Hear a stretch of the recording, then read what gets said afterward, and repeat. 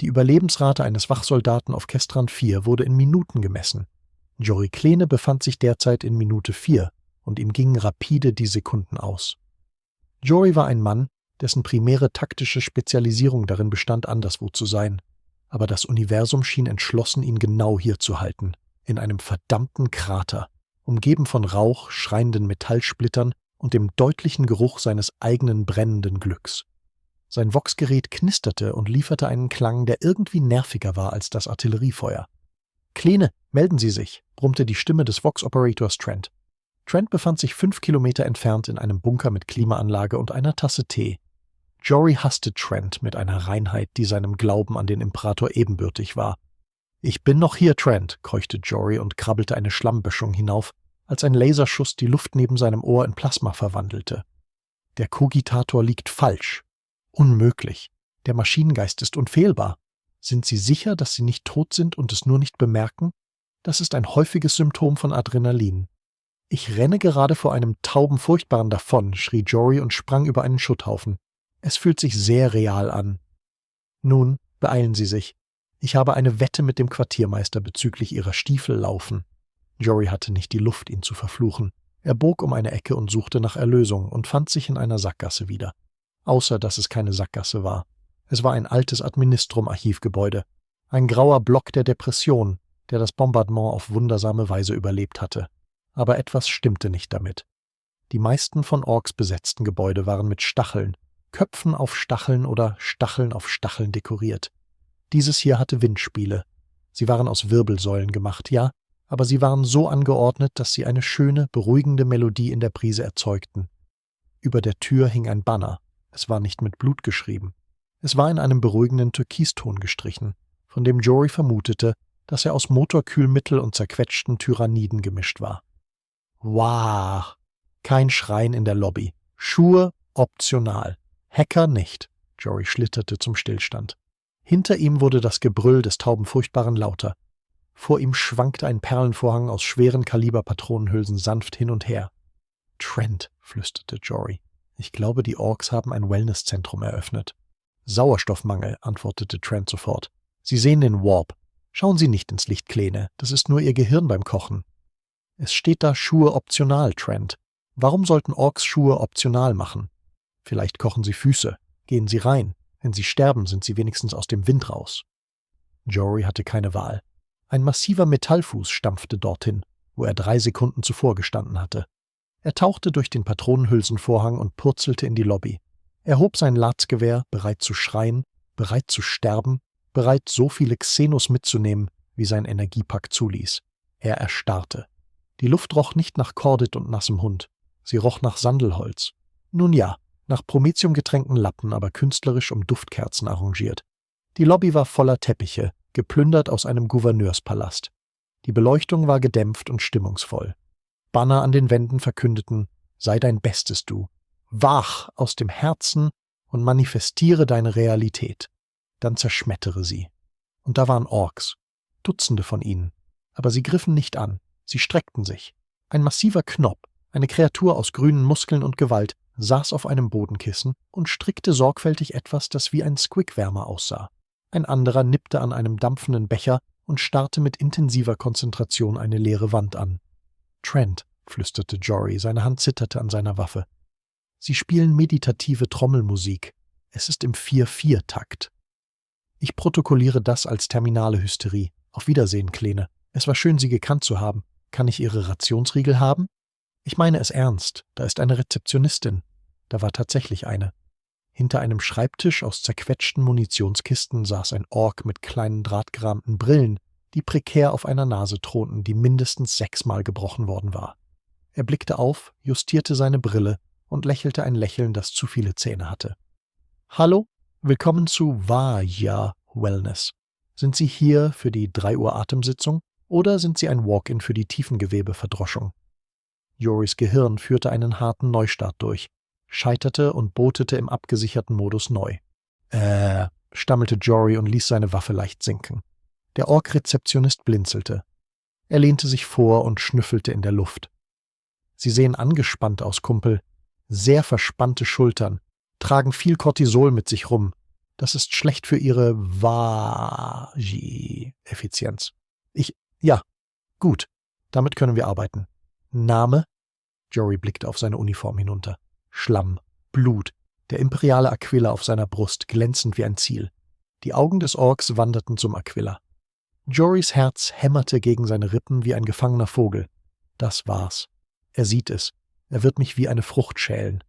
Der Rezeptionist nickte mitfühlend. Cosplay-Tag. Wir haben viele Jungs, die sich als Humies verkleiden. Hilft dabei, den Hass zu verarbeiten. Sehr therapeutisch in den Stiefeln des Feindes zu gehen. Buchstäblich. Er schob ein Glas grüne Farbe über den Schreibtisch. Machen Sie sich aber etwas grün drauf. Wir haben eine strenge Safe-Space-Politik, wollen die Neulinge nicht mit zu viel rosa Haut triggern. Jory starrte auf das Glas. »Cleane«, brummte Trents Stimme. »Sind Sie ruhig? Sind Sie tot? Ich höre sanftes Singen.« »Ich trage Gesichtsfarbe auf Cis«, flüsterte Jory und schöpfte eine Handvoll der grünen Paste. Sie roch nach Algen und altem Fett. Oh Gott, das Trauma hat Regression verursacht. Er malt mit Fingern. Das ist das Ende. Jory klatschte die grüne Paste auf sein Gesicht und überzog seinen Terror mit der Farbe des Feindes.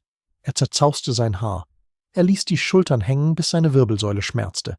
Er schob den Kiefer vor, bis seine Zähne nicht mehr richtig standen. »Wach!« versuchte Jory. Es klang wie ein Niesen. Der Rezeptionist strahlte. »Gesundheit! Hier ist Ihr Sticker-Chart!« Er schob ein Stück Pappe über den Schreibtisch. »Wellness-Fortschritt. Sammeln Sie Sticker. Werden Sie besser. Jetzt Schuhe aus. Zen-Boss Grum beginnt den Zentrierungskreis. Und denken Sie daran. Lassen Sie Ihre Negativität vor der Tür, aber behalten Sie Ihren Schießprügel. Wir sind keine Hippies.« Jory schlurfte in die Haupthalle und umklammerte sein Lassgewehr wie einen Teddybären. Die Halle war voller Orks auf Matten. Vorn stand Zen-Boss Grum. Er war kleiner als ein Kriegsboss, aber strahlte eine erschreckende muskulöse Gelassenheit aus. Er trug eine Halskette aus Zähnen und eine Schärpe mit der Aufschrift »Achtsamkeitsknopf«. Er läutete eine Glocke aus einem ausgehöhlten Panzergranatengehäuse. Gong. Der Klang vibrierte in Jorys Knochen. »Willkommen, Jungen«, sagte Grum. Seine Stimme war ein tiefes Grummeln, wie eine tektonische Platte, die zu flüstern versucht. »Heute atmen wir zentrieren uns. Denn wenn ihr macht, wenn ihr nicht präsent seid, könntet ihr Teile verpassen. Und Teile zu verpassen ist respektlos gegenüber der Gewalt.« »Cleane«, flüsterte Trent in sein Ohr.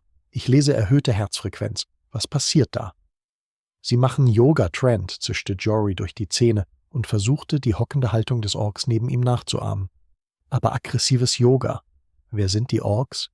Sie machen den herabschauenden Squick. Ich protokolliere das als psychotischen Zusammenbruch. Halten Sie den Kopf unten. Ich versuche Sie zu orten. Sind Sie sicher? Ich bin derzeit von 3 Tonnen biologischer Waffen umgeben, die Ihre Gefühle diskutieren.« Zen-Boss Grum ging durch den Raum. Durch die Nase einatmen, spürt, wie das Vaag eure Lungen füllt, visualisiert eine Gewalttat, macht sie noch nicht, haltet sie nur fest, lasst sie marinieren. Der Raum füllte sich mit dem Geräusch von 50 Orks, die massive Luftzüge einsaugten. Jetzt die Toxizität ausatmen, lasst das Bedürfnis los zu hetzen, sie atmeten aus. Es roch wie ein Umkleideraum in der Hölle, der angezündet worden war. »Jetzt«, sagte Grum, »Affirmationen, sprecht mir nach.« Er hielt eine Tafel hoch.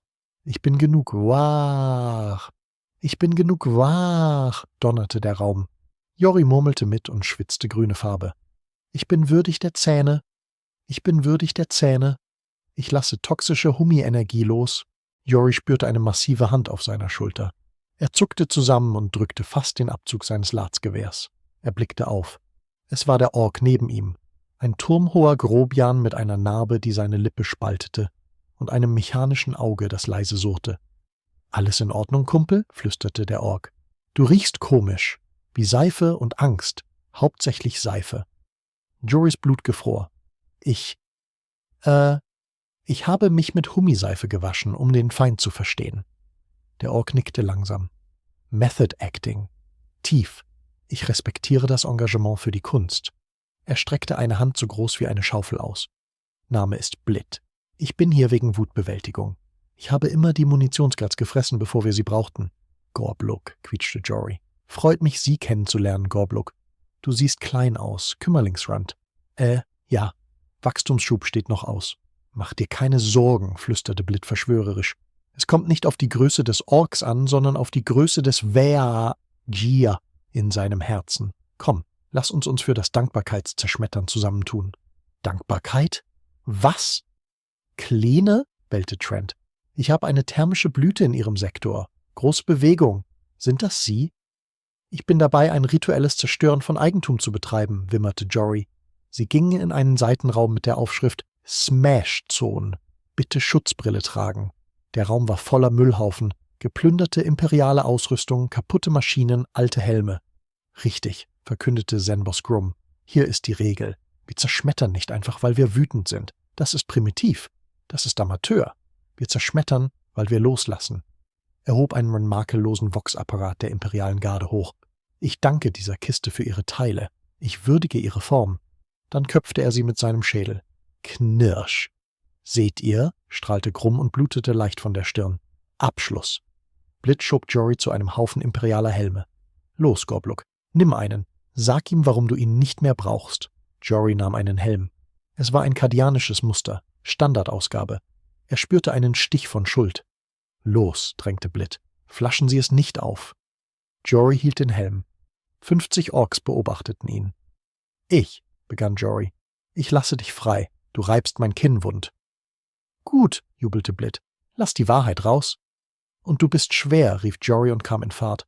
Und du bietest minimalen Schutz gegen Plasma. Die Orks murmelten zustimmend. Wahr, das ist gültig. Jory zerschmetterte den Helm auf dem Boden. Er zerbrach nicht.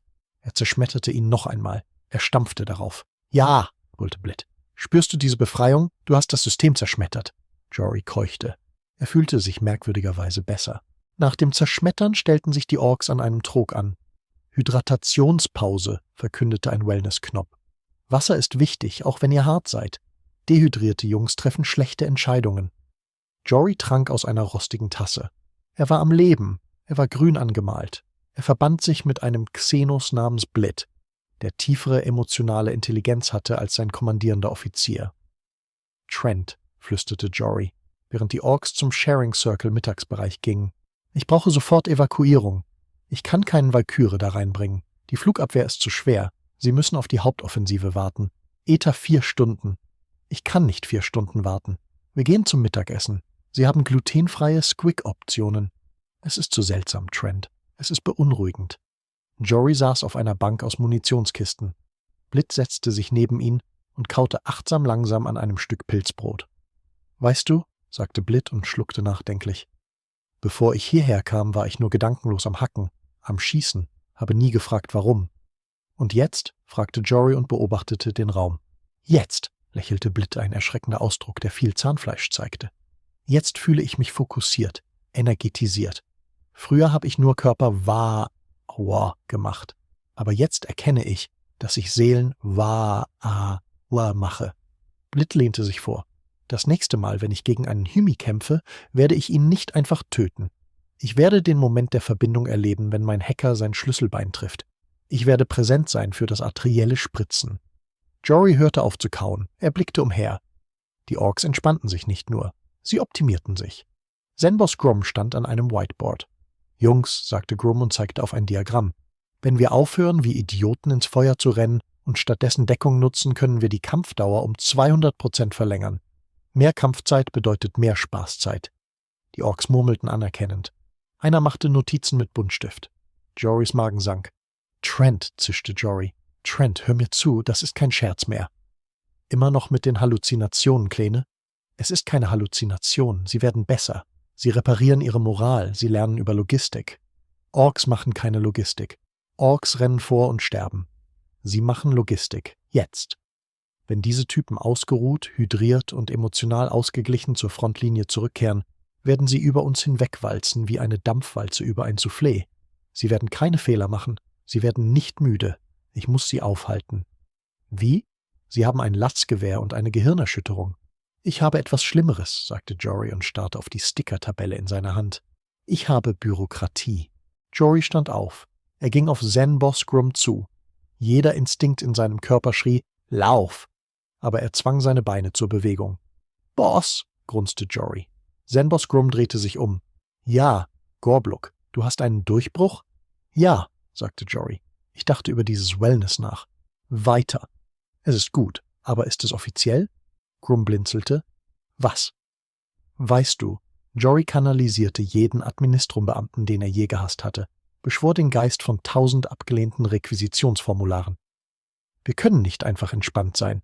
Wir müssen es dokumentieren. Sonst haben wir überhaupt entspannt? Wenn es keine Papierspur gibt, ist das Gefühl ungültig. Der Raum verstummte. Dokumentieren? Fragte Groom fasziniert. Formulare, Checklisten. Man kann kein GH ohne Bereitschaftsbewertung starten. Was ist, wenn ein Junge seine Hydratation vergisst? Was ist, wenn sein Schießprügel nicht mit Achtsamkeit geölt ist? Grums Augen weiteten sich. Eine Checkliste. Eine verpflichtende Checkliste in 3-facher Ausfertigung. Eine für Sie, eine für das Archiv und eine zum Verbrennen als Opfer für Gorg.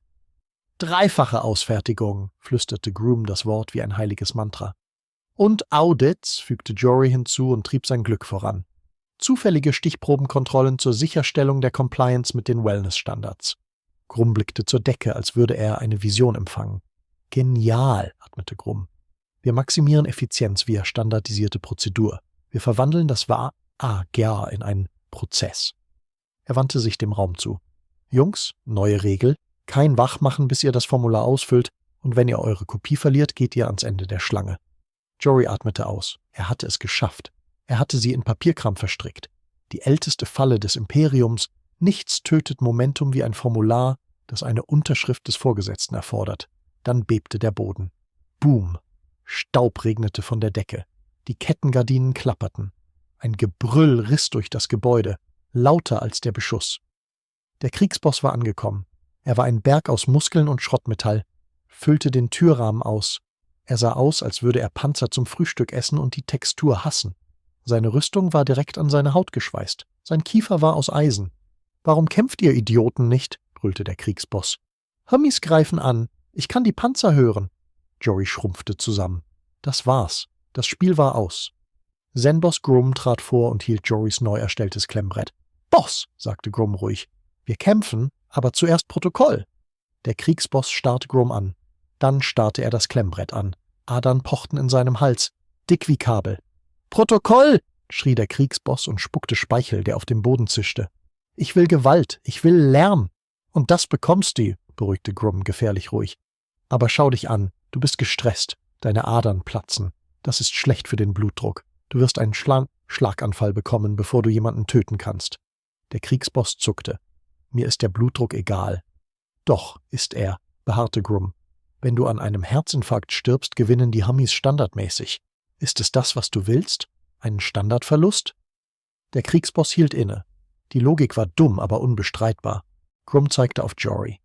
»Gorbluk, zeig ihm die Affirmation. Zentriere den Boss.« Jory wollte sich in den Boden auflösen. Der Kriegsboss richtete seinen Blick auf Jory. Es fühlte sich an, als stünde er vor einem schweren Bolter. »Zeig mir«, knurrte der Kriegsboss. Jory hielt die Tafel mit zitternden Händen hoch. Ich bin genug wahr«, quietschte Jory. Der Kriegsboss lehnte sich vor. Er roch nach Öl, altem Blut, Ozon und Wut. »Lauter!« »Ich bin genug wahr«, schrie Jory, seine Stimme überschlug sich. Der Kriegsboss starrte. Er atmete schwere, feuchte Atemzüge. Sein Auge zuckte. Dann, langsam, ließ die Spannung seine Schultern los. »Ich bin genug wahr. Ich bin genug wahr. Niemand hat mehr wach als ich.« »Gut«, sagte Grum. »Jetzt füllen Sie dieses Formular aus. Abschnitt 4. Absichten. Haben Sie hydriert?« Der Kriegsboss blickte auf das Formular. Er blickte auf die Schlacht, die draußen vor dem Fenster tobte. Er blickte auf seine Jungs, die alle Klemmbätter hielten und Kästchen ankreuzten. »Zit«, grunzte der Kriegsboss. »Gib mir den Buntstift. Gibt es das auch in Rot?« 10 Minuten später begann der Angriff auf die imperialen Linien. Aber er war anders. »Clan«, kam Trents Stimme über das Vox, verwirrt klingend. »Melden Sie. Was sehen wir? Meine Zielfernrohre sind verwirrt.« Jory kauerte beim Ausgang und beobachtete den Wahnsinn. »Sie greifen an«, flüsterte Jory. »Aber sie machen es richtig.« Draußen rückten die Orks vor, aber sie schrien nicht. Sie brachen die Formation nicht, um glänzenden Dingen nachzujagen. Sie bewegten sich in einer ruhigen, erschreckend synchronisierten Phalanx. Sie hielten alle 50 Meter an. »Halt«, rief Zen-Boss Grum von vorn. »Checkt euren Körper ein. Seid ihr angespannt? Löst die Spannung.« Die Orks schüttelten ihre Arme aus. »Hydriert!« 500 Orks nahmen gleichzeitig einen Schluck aus ihren Feldflaschen. Die imperialen Wachsoldaten im gegenüberliegenden Graben wussten nicht, was sie tun sollten. »Warum rennen Sie nicht?« schrie ein Sergeant. »Warum strecken Sie sich? Zielt auf die... Machen Sie Ausfallschritte?« Das imperiale Feuer war sporadisch, verwirrt vom Rhythmus.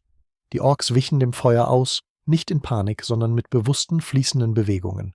Die Orks beendeten ihr Wasser. »Absicht gesetzt«, brüllte Grom. »Vag achtsam machen, fokussiert auf die Körpermitte.« Sie stürmten vor, nicht mit blinder Wut, sondern mit fokussierter, ausgeruhter, hydrierter Präzision. Sie trafen die imperiale Linie wie eine Abrissbirne aus Mathematik. Es war ein Massaker, aber ein sehr höfliches. Jory sah voller Entsetzen zu, wie Blit einem Bajonettangriff auswich, parierte und respektvoll dem Wachsoldaten zunickte, bevor er ihn in die Umlaufbahn schlug. »Ich habe alles ruiniert«, flüsterte Jory. »Ich habe versucht, sie zu verlangsamen, aber ich habe ihnen nur Standardbetriebsverfahren gegeben.« »Cleane«, schrie Trent. »Die Linie bricht. Was auch immer Sie tun, es funktioniert. Es ist zu effizient. Verschwinden Sie da.« Jory sah seine Chance. Er rannte durch den Rauch, vorbei an Orks, die zu beschäftigt waren, ihre Nach-Kampf-Zufriedenheitsumfragen auszufüllen. »Haben Sie das Vau-Jie genossen? Ja, nein«, um ihn zu bemerken. Er tauchte in den nächsten imperialen Graben und rutschte neben einen verängstigten Lieutenant, der versuchte, seine Boltpistole mit zitternden Händen nachzuladen. »Nicht schießen«, schrie Jory und wischte die grüne Farbe von seinem Gesicht. »Achte Garde, Kleine.« Der Lieutenant starrte ihn an. »Wo kommen Sie her? Da draußen ist die Hölle. Die Orks sind unaufhaltsam. Sie haben Tempo. Sie haben Rhythmus.« »Ich weiß«, keuchte Jory. »Ich habe versucht, es zu stoppen. Ich habe versucht, ihnen Papierkram zu geben.« »Papierkram?« Jory zog die zerknitterte Bereitschaftscheckliste aus seiner Tasche. »Sie benutzen sie«, sagte Jory. »Sie kreuzen Kästchen an, bevor sie uns töten. Sie auditieren das Schlachtfeld.« Der Lieutenant nahm das Papier. Er blickte auf die Buntstiftgekritzel. Er blickte auf den Stempel, der »genehmigt für Wahrmachen« las. Er sah nicht entsetzt aus. Er sah beeindruckt aus. »Bei dem Thron«, flüsterte der Lieutenant. »Schauen Sie sich diese Formatierung an. Die Ränder sind tadellos.« Jory stand stramm. Der Raum war dunkel, nur vom Leuchten eines Holotisches erhellt. Der Lord General blickte auf die Checkliste. Dann blickte er auf Jory. »Sie sagen, die Effizienz des Feindes stieg um 40%. »Ja, Sir«, sagte Jory, »weil Sie ausgeruht waren und sich gehört fühlten.« »Und Sie haben das benutzt?« Der General tippte auf die Checkliste. »Ja, Sir.« Der General strich sich über das Kinn. »Verpflichtende Hydratation, geplantes Schreien, Affirmationspausen, es ist elegant.« Er blickte zum Kommissar neben sich. »Warum machen wir das nicht? Warum schreien unsere Männer nur zufällig herum?« »Sir«, fragte der Kommissar, »Tradition, es ist ineffizient.« Der General wandte sich Jory zu. »Soldat Kleene.« »Sir.« »Sie sprechen mit niemandem darüber. Wir können nicht zulassen, dass die Männer denken, die Orks hätten bessere Personalabteilung als wir. Das wäre eine Katastrophe für die Moral.« »Verstanden, Sir. Jedoch«, fuhr der General fort und schob eine dicke Akte über den Tisch, »wir versetzen Sie. Wir brauchen diese Art von kreativem Denken.« Jory öffnete die Akte. Titel: Find-Wellness-Verbindungsoffizier. Mission: Infiltrieren, bürokratisieren, befrieden. Sie gehen als nächstes zur Tyrannidenschwarmflotte, Sir. Schauen Sie, ob Sie für eine glutenfreie Diät interessieren können. Oder vielleicht eine Gewerkschaft. Schauen Sie, ob der Schwarmgeist einen Tag für geistige Gesundheit braucht. Jory starrte auf die Akte. »Sir, das ist Selbstmord. Tyranniden lesen nicht.« »Das ist ein Befehl. Verbindungsoffizier Kleene abgetreten.« Jory verließ den Bunker. Er blickte zum Himmel, er blickte auf seine neuen Befehle. Er atmete tief ein. Durch die Nase rein, durch den Mund raus. »Ich bin genug wach«, flüsterte er zu sich selbst. »Kleene«, brummte Trents Stimme in seinem Ohr. »Ich sehe, Sie sind raus. Ich schulde Ihnen 5 Throne. Außerdem habe ich einen Glitzerstift in Ihrer Koje gefunden. Müssen wir reden?« »Trent«, sagte Jory und klickte seinen Stift mit einer neu gefundenen, erschreckenden Ruhe. »Hast du heute hydriert?«